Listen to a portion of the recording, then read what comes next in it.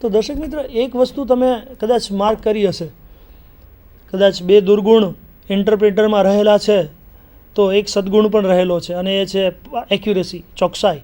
અને કમ્પાઇલરની અંદર કદાચ બે સદગુણ રહેલા છે, બે સારી કેરેક્ટરિસ્ટિક્સ રહેલી છે, તેની સામે એક એનો ડિસએડવાન્ટેજ પણ છે, લેસ એક્યુરેસી. એટલે તો આજે દુભાષિયા તરીકે જે વ્યક્તિઓ કામ કરે છે એની જગ્યાએ આજે મશીન આવી ગયા છે. ઇન્ટર લેંગ્વેજ કન્વર્ઝેશનના મશીન હોય છે.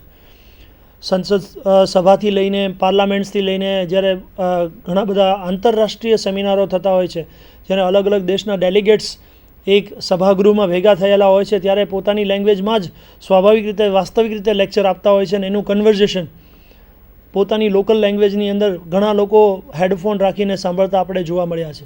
તો હેડફોન જે છે બીજું કંઈ નથી, પરંતુ એની અંદર ઇન્ટર લેંગ્વેજ કન્વર્ઝેશન કરવા માટેના એક સોફ્ટવેર હોય છે, આઈસીઝ હોય છે, જે આપની લેંગ્વેજને પર્ટિક્યુલર સોર્સ લેંગ્વેજને ટાર્ગેટ લેંગ્વેજમાં કન્વર્ટ કરે છે.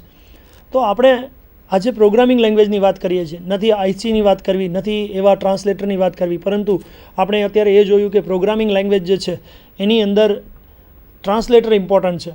અને આજે આપણે એટલું સ્પષ્ટ રીતે સમજ્યા છીએ કે ટ્રાન્સલેટરના બે પ્રકાર છે દર્શક મિત્રો, એક જે છે ઇન્ટરપ્રિટર છે અને બીજું છે કમ્પાઇલર છે. તો આ વસ્તુ જે વાત થઈ છે એ એક વ્યક્તિ જે અલગ દેશનો છે, બીજા વ્યક્તિ જે અલગ દેશનાને મળે છે, ત્યારે જે ટ્રાન્સલેટરની નીડ ઊભી થાય છે, દુભાષિયાની નીડ ઊભી થાય છે, એ વસ્તુ જોઈએ. આના સંદર્ભે આપણે એમ કહી શકાય કે કોમ્પ્યુટર જે છે એની અંદર પણ ટ્રાન્સલેટરો હશે, અને સ્પષ્ટ રીતે એમ કહી શકાય છે. તો લેંગ્વેજ માટે આપણે હવે જોઈએ કે લેંગ્વેજ માટે આપણે બીજી કઈ કઈ વસ્તુની જરૂરિયાત પડવાની છે. આપણે આપણા બ્લેકબોર્ડ ઉપર થોડું કામ કરશું અને ત્યારબાદ આપણે આગળ વધશું. લેંગ્વેજ જે છે એ આપણે સ્પષ્ટ રીતે લખીએ. લેંગ્વેજ હોય છે એની અંદર આલ્ફાબેટ્સ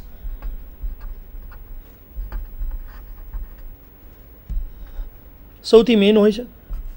ત્યારબાદ એમ કહી શકાય કે વર્ડ્સ, ત્યારબાદ એમ કહી શકાય કે સેન્ટેન્સ. અને જ્યારે દર્શક મિત્રો સેન્ટેન્સની વાત આવે છે ત્યારે આપણે એક વસ્તુ લખીએ છીએ, syntax. And when we discuss about the syntax means nothing but it's a grammar. Grammar, જોડણી, વાક્ય રચના, કાળ, આ બધા જ શબ્દો જે છે, વર્તમાન કાળ, ભૂતકાળ, ભવિષ્યકાળ, આ બધી જ વસ્તુ સિન્ટેક્સમાં આવરી લેવામાં આવે છે. આજે હું આપની સાથે જે વાત કરી રહ્યો છું એની અંદર ખાલી અક્ષરો અને શબ્દો અને વાક્ય નથી, પરંતુ એ વાક્યનું એક સંયોજન છે. એ વાક્યની સાથે સાથે આપણે એમ કહી શકાય કે એક એરેન્જમેન્ટ છે. એની અંદર કર્તા, ક્રિયાપદ અને કર્મ હોય છે. આપણે લોકો કોલેજના મિત્રો છે, આપણે ગ્રામરની અંદર એટલા ડિટેલમાં નહીં જઈએ, પરંતુ જ્યારે કોઈ પણ સાદી લેંગ્વેજની વાત આવે ત્યારે આપણા બેઝિક કોન્સેપ્ટ્સ આપણને બહુ ક્લિયર હોવા જોઈએ. એ છે આલ્ફાબેટ્સ, વર્ડ્સ અને સેન્ટેન્સ. અને સેન્ટેન્સમાં જ્યારે પહોંચીએ ત્યારે સેન્ટેક્સ બહુ જ મહત્ત્વની વસ્તુ છે. આજે ઘણા જ બધા લોકો ફ્લુઅન્ટ ઇંગ્લિશ નથી બોલી શકતા, સમજી શકે છે પરંતુ નથી બોલી શકતા. એનું કારણ એક જ જગ્યાએ અટકે છે, અને એ છે સેન્ટેક્સ અને ગ્રામર છે.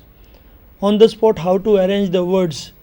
On the spot, as per situation, what supported verbs or what type of sentence or what type of tense we are using, past tense, present tense or future tense. It will be the major drawbacks for the speaking of English as a fluency language. If we discuss about this thing, let me discuss about now computer programming language. તો computer programming language ની અંદર અક્ષરો, મૂળાક્ષરો અને sentence હોઈ શકે છે. તો મેં તો આપને હમણાં જ વાત કરી કે કોમ્પ્યુટર જે છે એ તો બસ એક જ ભાષા સમજે છે, 0 અને 1.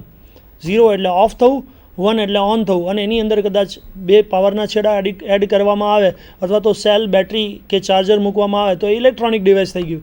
પરંતુ એની મૂળભૂત કાર્યક્ષમતા તો બદલી નથી શકતા આપણે. એ તો ફરીથી એના એ જ બાઇનરી, અને બાઇનરી એટલે 0 ને 1. જ્યારે આવી એક પ્રશ્ન ઊભો થાય છે, આવી એક મૂંઝવણ ઊભી થાય છે આપણા માટે, ત્યારે આપણે એને કઈ રીતે સોલ્વ કરવી, કઈ રીતે સમજવી, એ બહુ જ ઇમ્પોર્ટન્ટ વસ્તુ છે. હવે આપણે ટ્રાન્સલેટરની વસ્તુની જરૂર ખબર પડી ગઈ છે, આપણને ખ્યાલ છે. તો હવે આપણે સ્પષ્ટ રીતે આપણા બોર્ડ ઉપર જ સમજીએ કે એક વ્યક્તિ છે અને એક કોમ્પ્યુટર છે.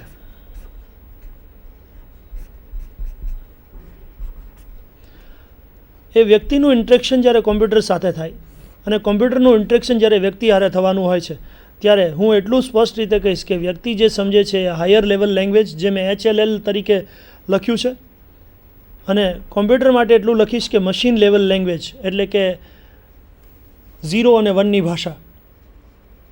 અને આ બંને વચ્ચે જે ઉપયોગિતા છે એ છે ટ્રાન્સલેટર. આપણે પર્સન એ અને પર્સન બીથી ચાલુ કર્યું હતું, સીની વસ્તુ લીધી હતી. હવે આપણે આપણા બોર્ડ પર સ્પષ્ટ રીતે સમજ્યું દર્શક મિત્રો કે આપણે હવે પહોંચ્યા જે છે ટ્રાન્સલેટર પર પહોંચ્યા છે. વ્યક્તિ કોમ્પ્યુટર સાથે આપલે કરવા માગે છે માહિતીની, ડેટાની અને કમાન્ડની, જેને આપણે સિન્ટેક્સ કહેશું, વાક્ય કહેશું, એ કહેશું. તો આપણા માટે પણ ફરીથી એક જ વસ્તુ થશે કે જ્યારે આપણે હાયર લેવલ લેંગ્વેજ બોલવાવાળા વ્યક્તિઓ, ઓપરેટરો, પ્રોગ્રામરો, ડેવલપરો અથવા તો યુઝરો, જ્યારે આપણે કોમ્પ્યુટરનો ઉપયોગ કરવા માટે એની તરફ જશું, પછી ટેબ્લેટ હોય, મોબાઈલ હોય, લેપટોપ હોય કે કોમ્પ્યુટર હોય, ત્યારે આપણા માટે એક જ વસ્તુ હશે કે કોમ્પ્યુટર જે ભાષા સમજે છે એ તો મશીન લેવલ લેંગ્વેજ છે. એ માત્ર બાઇનરી કોડેડ સમજે છે. બાઇનરી કોડેડ એટલે 0 અને 1નું સંયોજન. આજે હું એમ કહું છું કે આઈ એમ અભિજીત જાડેજા, એ મારા માટે આઈ એટલે આલ્ફાબેટનો આઈ જે છે, સ્પેસ આપું છું, એ એમ છે, એમ મીન્સ આલ્ફાબેટનું સંયોજન છે. Abhijit, it's a name that is again made from alphabets. But the problem is that can computer understand this all alphabets, either that is 36, 26, 52, 22 કે 32. અલગ અલગ ભાષા છે અને અલગ અલગ મૂળાક્ષરો છે મિત્રો. કખ ગગ યર લવ લઈ લઈએ આપણે તો એ ગુજરાતી મૂળાક્ષરો છે. કદાચ ઇંગ્લિશ માતૃભાષા હોય અને A to Z લઈ લઈએ તો એ ઇંગ્લિશ મૂળાક્ષરો છે. મરાઠી લઈએ, જાપાનીઝ લઈએ, ચાઇનીઝ લઈએ, સાઉથ આફ્રિકાની લેંગ્વેજ લઈશું તો દરેકના મૂળાક્ષરો અલગ અલગ છે. ને આટલી જટિલતાની વચ્ચે આપણે કોમન ઇંગ્લિશ શબ્દ વાપરીએ છીએ. તો અગેન વૈશ્વિક ભાષા તરીકે જ્યારે આપણે ઇંગ્લિશની વાત કરીએ છીએ ત્યારે અગેન ઇંગ્લિશમાં પણ એક જ પ્રોબ્લેમ છે, એ છે મૂળાક્ષરો, આલ્ફાબેટ્સ, એના વર્ડ્સમાંથી સેન્ટેન્સ. અને આ જ રીતે આપણે જ્યારે આપણે આગળ વધશું ત્યારે આપણા મનમાં સ્વાભાવિક પ્રશ્ન થશે કે કોમ્પ્યુટરને કેમ સમજાવશું. ફરીથી આપણે આપણા બોર્ડ પર જોઈએ કે અહીંયા એક ડિવાઇસની જરૂર છે જેને આપણે ટ્રાન્સલેટર કહેશું.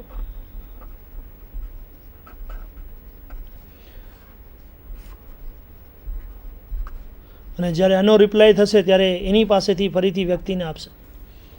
આ ટ્રાન્સલેટર તરીકે આપણે હવે કમ્પાઇલરને યુઝ કરવો કે ઇન્ટરપ્રેટરને યુઝ કરવો એ આપણા પર છે. એ સોફ્ટવેર ડેવલપર વ્યક્તિ જે છે એના પર છે. ઘણી બધી એવી પ્રોગ્રામિંગ લેંગ્વેજ છે દર્શક મિત્રો જેની અંદર આજે પણ ઇન્ટરપ્રિટરનો યુઝ થાય છે. એ પ્રોગ્રામિંગ લેંગ્વેજો કઈ કઈ છે એ બધી વસ્તુ આપણે લઈએ છીએ, પરંતુ બેઝિક કરીને એક પ્રોગ્રામિંગ લેંગ્વેજ છે જે હજુ પણ અસ્તિત્વમાં છે. એ બેઝિક લેંગ્વેજની અંદર લાઇન બાય લાઇન ટ્રાન્સલેટ કરવાનો આજે પણ નિયમ છે. અને એની અંદર આપણે એમ સ્પષ્ટ રીતે કહીએ કે ઇન્ટરપ્રિટરનો યુઝ થાય છે. તમારી એક લાઇન સાચી હોય તો જ બીજી લાઇનમાં જાય. બીજી લાઇનમાં એરર હોય તો એ સોલ્વ કરવી પડે ત્યારે જ ત્રીજી લાઇનનું કન્વર્ઝેશન થાય. ત્રીજી લાઇનની એરર પાસ થાય તો જ ચોથી લાઇનમાં. ને એવી જ રીતે તબક્કાવાર કદાચ તમે basic language, basic it is one type of programming language મિત્રો. અને એ મિત્રો પ્રોગ્રામિંગ લેંગ્વેજમાં જ્યારે તમે એક પ્રોગ્રામ લખો છો, એક કોડ આપો છો 10 લાઇનનો કે 12 લાઇનનો, ત્યારે એ 1 બાય 1, લાઇન બાય લાઇન પ્રોગ્રામનું કન્વર્ઝેશન કરે છે અને પછી આગળ વધારે છે. એ કન્વર્ઝેશન બીજું કંઈ નહીં, આપણી ભાષાનું કન્વર્ઝેશન 0 ને 1માં, એટલે કે મશીનની લેંગ્વેજમાં. અને મશીનની લેંગ્વેજની અંદર આપણે એને આપશું તો એને સમજાશે, એને સમજાશે તો એના પર પ્રોસેસ થશે, અને પ્રોસેસ થશે તો આપણને આઉટપુટ મળશે. પછી એ નાનકડું કેલ્ક્યુલેટર જે તમે લઈને બેઠા હો છો એ હોય, તમારા હાથની અંદર રહેલો મોબાઈલ હોય કે ટેબ્લેટ હોય, પરંતુ બધી જ ડિજિટ ઇલેક્ટ્રોનિક ગેજેટ્સ જે છે એની અંદર એક જ કોન્સેપ્ટ છે. તમારી ભાષાને કન્વર્ટ કરો, ટ્રાન્સલેટ કરો અને ટ્રાન્સલેટ કરીને એને આપો, જેને આપણે મશીન કહીએ છીએ. એ મશીન પ્રોસેસ કરે અને મશીન પ્રોસેસ કર્યા બાદ આપને આઉટપુટ આપે. તો આટલી બધી પ્રોગ્રામિંગ લેંગ્વેજ છે, ઘણી બધી પ્રોગ્રામિંગ લેંગ્વેજ છે. એમાંથી આજે આપણે જે પ્રોગ્રામિંગ લેંગ્વેજની વાત કરવાના છીએ એ છે ટર્બોસી. આપણા બોર્ડ પર આપણે થોડી વસ્તુની એક્સરસાઇઝ કરી અને આપણે પ્રોગ્રામ્સ થોડા ચાલુ કરશું, કારણ કે એ બહુ મહત્ત્વની વસ્તુ છે. અને પ્રોગ્રામિંગની અંદર આજે આપણા બોર્ડ પર આપણે સમજીએ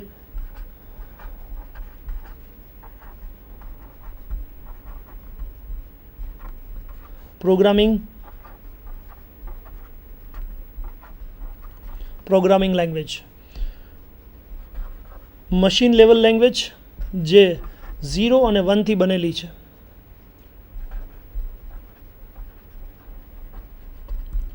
એસેમ્બલી લેંગ્વેજ જે કોડેડ છે.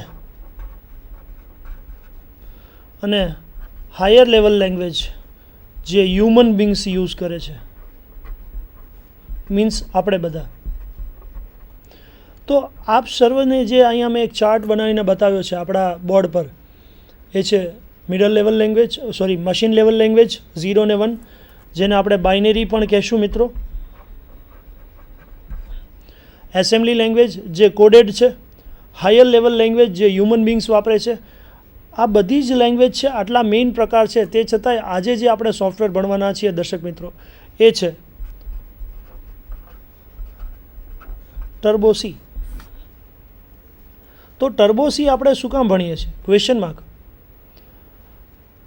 ટર્બો સીને જ શું કામ ઇમ્પોર્ટન્સ આપ્યું? અને આજે આટલી બધી પ્રોગ્રામિંગ લેંગ્વેજ છે. આજે હું સ્પષ્ટ રીતે કહું કે મોર દેન 50 to 100 programming language are there in this world. Programming અને સોફ્ટવેરની અંદર હું લેંગ્વેજની વાત કરી રહ્યો છું મિત્રો. આજે મોબાઈલ એપ્લિકેશન, એન્ડ્રોઈડ, આઈફોન, એ બધાની અંદર પણ બેઝિકલી પાછળ તો લેંગ્વેજ જ છે. તે છતાંય આજે મેં આપની સમક્ષ જ્યારે વાત કરવાની શરૂઆત કરી છે ત્યારે ટર્બો સીને શું કામ પસંદ કરી, એને શું ગણી શકાશે? એ મશીન લેવલ લેંગ્વેજ છે. એમાં આપણે જ્યારે પ્રોગ્રામિંગ કરશું ત્યારે 0101 આપશું અને મશીન એને ફટાફટ સમજી જશે, આપણને ફટાફટ આઉટપુટ આપશે એવું? કે પછી એ એસેમ્બલી લેંગ્વેજ છે? એસેમ્બલી લેંગ્વેજ મતલબ કે એવા કોડ છે કે જેની અંદર મારે એડ કરવું હોય તો ADD 2,3 કરી દઉં એટલે એને સમજાઈ જાય કે 2 અને 3 જે સંખ્યા જે છે એનો સરવાળો કરવાનો છે, અને TRNS કરી નાખું. એનો મતલબ એમ કે A અને Bનો જે સરવાળો થયો અથવા તો 2 અને 3નો સરવાળો થયો એ Cમાં મોકલી આપવાનો છે, કરવાનો છે, એસાઇન કરવાનો છે, અને પછી PRNC કરી દો એટલે Cને પ્રિન્ટ કરવાનો છે. તો શું આ ટર્બોઝી જે છે એ એસેમ્બલી લેંગ્વેજ છે? હું ફરીથી એમ કહીશ કે ના, એ મશીન લેંગ્વેજ પણ નથી, એ એસેમ્બલી લેંગ્વેજ પણ નથી. અને લાસ્ટ ક્વેશ્ચન આપણી પાસે આપણા બોર્ડ પર છે, એ રીતે સમજીએ કે તો શું એ હાયર લેવલ લેંગ્વેજ છે? તો દર્શક મિત્રો ફરીથી કહીએ કે એ હાયર લેવલ લેંગ્વેજ પણ નથી. તો આજે મેં એઝ અ શિક્ષક તરીકે આપને જે મેઇન પ્રોગ્રામિંગ લેંગ્વેજ માટેના 3 ટાઈપ્સ બતાવ્યા, મશીન લેંગ્વેજ, એસેમ્બલી લેંગ્વેજ અને હાયર લેવલ લેંગ્વેજ. તો ટર્બો સી આ 3 કેટેગરીમાંથી કોઈ કેટેગરીમાં નથી આવતું, તો એ આવે છે શેમાં? આપણે એનો આન્સર લખીએ અને ત્યારબાદ થોડા ઇન્ટરેસ્ટિંગ પ્રોગ્રામિંગ લઈએ. એ આન્સર જે છે આપણે બોર્ડ પર સમજીએ. It is a middle level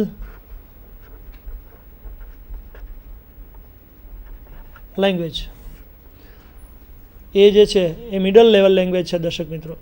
middle level language એટલે કે જે હાયર લેવલ લેંગ્વેજનું પણ થોડું ઘણું જ્ઞાન ધરાવે છે અને જે મશીન લેંગ્વેજનું પણ થોડું ઘણું જ્ઞાન ધરાવે છે, એને આપણે મિડલ લેવલ લેંગ્વેજ કહીશું. મિડલ લેવલ લેંગ્વેજ એટલે કે સી લેંગ્વેજ. સી લેંગ્વેજની અંદર આજે એમ જોઈએ તો ઘણા બધી જગ્યાએ કદાચ BComથી લઈને ઘણી બધી ડિગ્રીઓ જે છે, BAમાં ભણતા વિદ્યાર્થી મિત્રો છે કે BCAમાં ભણતા હોય છે કે એન્જિનિયરિંગના મિત્રો હોય છે કે ઇવન આજ તો હું સ્પષ્ટ રીતે કહું છું કે ગુજરાત બોર્ડની અંદર ધોરણ 8, 9, 10, 11, 12ની અંદર પણ ટર્બો સી એટલે કે સી લેંગ્વેજનો સમાવેશ થઈ ચૂક્યો છે. તો આ શું કામ? એનો આન્સર આપણે હમણાં જોયો, એ છે મિડલ લેવલ લેંગ્વેજ, જેની અંદર થોડા મશીન લેંગ્વેજના કમ્પોનન્ટ્સ આવેલા છે, એનું અન્ડરસ્ટેન્ડિંગ રાખવા માટેનું હોય છે, અને થોડું હાયર લેવલ લેંગ્વેજનું કમ્પોનન્ટ્સ હોય છે. એનો મતલબ એમ કે આપણે પણ કમ્ફર્ટેબલ અને મશીન પણ કમ્ફર્ટેબલ જે ભાષામાં છે એ ટર્બો સી છે. અને એટલે જ તો આજે કદાચ દરેક વિદ્યાશાખાઓની વાત કરું કે પછી પ્રાઇમરી કે મિડલ લેવલ સ્કૂલની વાત કરું તો એની અંદર ટર્બો સી જે છે આપણા સિલેબસની અંદર એટલે કે અભ્યાસક્રમની અંદર ઇન્સર્ટ થયેલું છે. એન્જિનિયરિંગ ભણતો વિદ્યાર્થી પણ જ્યારે સેમેસ્ટર 1માં જશે ત્યારે એને ટર્બો સીના બેઝિક કોન્સેપ્ટ્સ જ શીખવાડવામાં આવશે, કારણ કે પ્રોગ્રામિંગ્સ ત્યાં છે.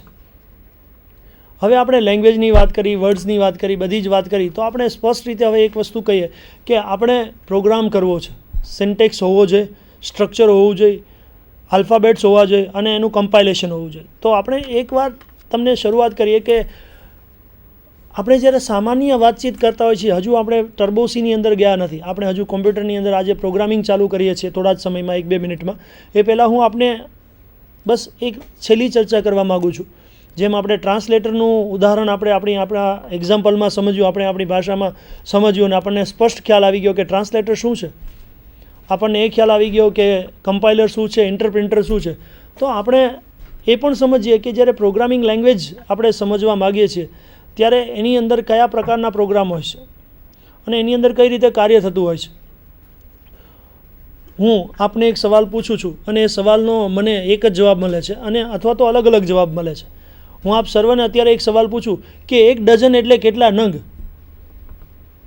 મારા આ સવાલનો આન્સર કદાચ અહીંયા બેઠેલા દરેક વ્યક્તિ જાણે છે ને એમ માનશો કે કોલેજમાં બેઠા છીએ અને આવો સવાલ જાડેજા સર કરે છે તો હું સ્વાભાવિક રીતે હું મારા ટોપિકથી બહાર નથી જતો. દર્શક મિત્રો, whenever you ask some question and it will always reply a global answer that is true for every country, every place, every people, it is called constant.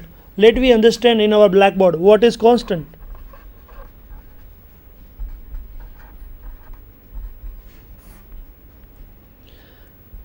And we are discussing about one more thing, that is variable. What is constant? What is variable? મેં હમણાં જે સવાલ આપને કર્યો અને એના ઉપર તમે એવો શંકાસ્પદ પ્રશ્ન વિચાર્યો કે 1 ડઝન બરાબર 12 થાય, આવો સવાલ કંઈ કરવાતો હશે? કોલેજના વિદ્યાર્થીઓ છીએ તો તમારા જવાબના આધારે હું કહી દઉં છું કે એ તમે જે રિપ્લાય કરેલો છે ને દર્શક મિત્રો, એ છે કોન્સ્ટન્ટ. હવે આ જ સવાલને લઈને કદાચ શ્રીલંકામાં જજો, યુએસમાં જજો, કેનેડામાં જજો કે ગમે ત્યાં જજો, ત્યાં એક જ જવાબ આવશે, 12 પીસીસ, 12 નંગ બરાબર 1 ડઝન. તો પ્રોગ્રામિંગ લેંગ્વેજમાં પણ આવું જ છે.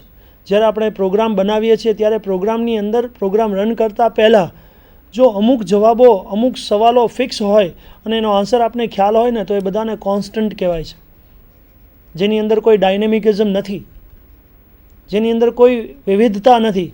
પરંતુ હું આજે હમણાં કહીશ કે દરેક દર્શક મિત્રો બેઠા છે, દરેક વિદ્યાર્થી મિત્રો બેઠા છે ને હું આપને સવાલ પૂછું કે આજે 11 થી 12, અત્યારે હજુ 9 વાગવાને વાર છે, 11 થી 12ની વચ્ચે તમે શું કરવાના છો? It is called dynamic. અમુક જણા એમ કહેશે કે હું સમાજ વિદ્યાનો લેક્ચર ભરીશ, અમુક જણા એમ કહેશે કે હું આજે એકાઉન્ટની અંદર ફલાણા સાહેબ જે છે કે ફલાણા મેડમ જે છે એમનો આ ટૉપિક ભણવાનો છું. કોઈ એમ કહેશે કે આજે તો 11 વાગે મારે કામ છે એટલે હું નીકળી જઈશ. ત્યારે દરેક વ્યક્તિ દીઠ આન્સર અલગ થયા કે નહીં? અને જો અલગ આન્સર થયા તો એને આપણે સ્પષ્ટ રીતે એમ કહેશું કે વેરિયેબલ છે. આપણે જ્યારે પ્રોગ્રામ બનાવશું ત્યારે પણ આ જ વસ્તુનું ધ્યાન રાખશું. અને આ આન્સર જે છે એના ઉપર બહુ જ મહત્ત્વની વસ્તુ જે છે એ છે કે પ્રોગ્રામિંગ જે છે એ હંમેશા 2 રીતે હોય છે. એક સ્ટેટિક પ્રોગ્રામિંગ, જેને આપણે કોન્સ્ટન્ટ બેઝ કહેશું, અને બીજું જે છે ડાયનેમિક પ્રોગ્રામિંગ, જેને આપણે વેરિયેબલ